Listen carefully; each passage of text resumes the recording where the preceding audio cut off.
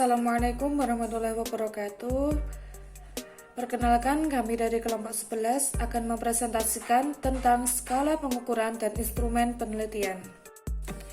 Untuk yang pertama yaitu pengertian skala pengukuran dan instrumen penelitian. Dalam penelitian kuantitatif, peneliti akan menggunakan instrumen untuk mengumpulkan data.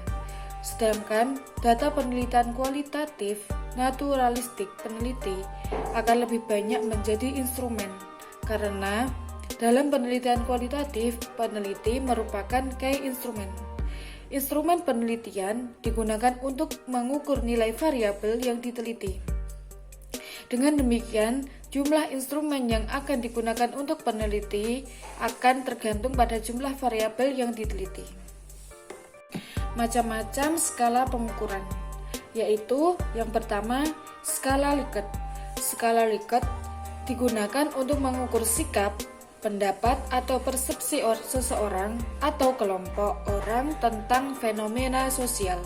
Dalam penelitian, fenomena sosial ini telah ditetapkan secara spesifik oleh peneliti, yang selanjutnya disebut sebagai variabel penelitian. Dengan skala Likert, maka variabel yang akan diukur dijabarkan menjadi indikator variabel.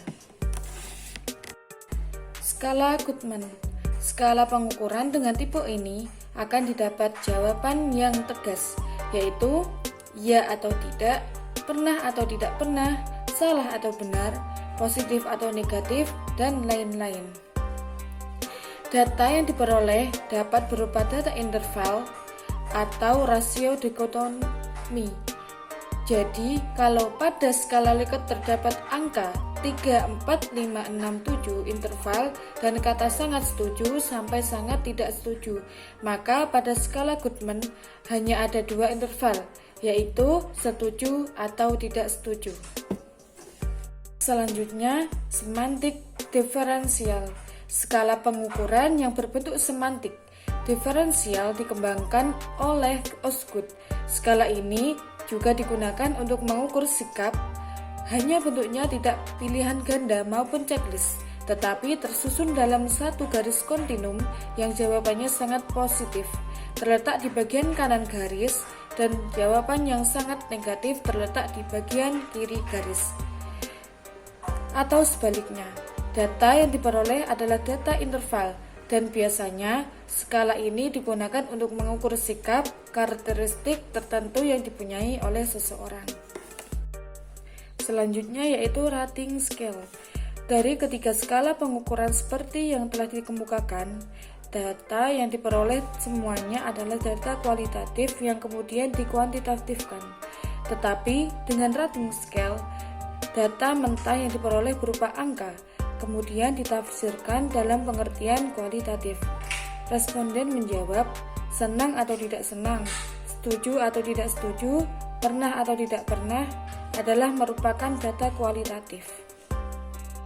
Yang terpenting bagi penyusun instrumen dengan rating scale adalah harus dapat mengartikan setiap angka yang diberikan pada alternatif jawaban pada setiap item instrumen. Orang tertentu memilih jawaban angka, tetapi oleh orang tertentu belum tentu sama maknanya dengan orang lain yang juga memilih jawaban dengan angka tersebut. Yang selanjutnya yaitu fungsi instrumen penelitian. Instrumen penelitian memiliki fungsi yang sangat penting guna dalam mengumpulkan data yang akan diperlukan. Dengan adanya ini, instrumen penelitian akan mengetahui sumber data yang akan diteliti dan jenis datanya.